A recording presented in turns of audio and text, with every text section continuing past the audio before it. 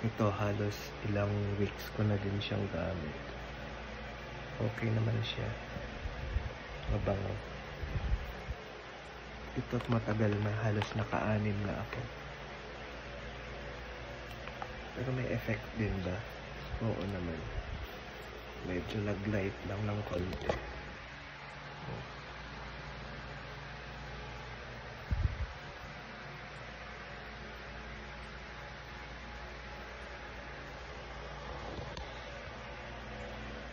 Lalo nga lang siya, malabnaw lang. Pero madali lang ma-absorb ng skin. Mabango siya. Minsan nilalagay ko din sa mukha eh. Yan. Talagang hindi yata tinatablan yung skin ko. Kwan eh, moreno eh.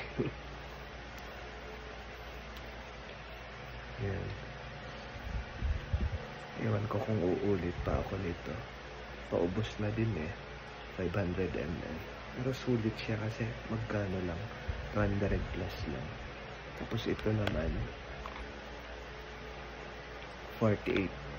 48.50 kaya sulit siya. Ang ibang whitening soap kasi mahal eh. Kaya ito na.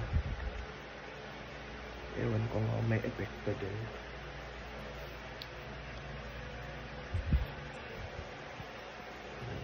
Okay naman siya.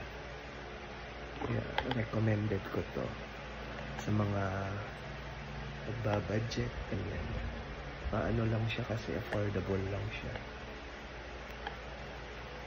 Kano lang, at least 50 pesos. Minsan 50 pesos din to eh. Pero nung nabili ko sa Mercury, 48.50 siya.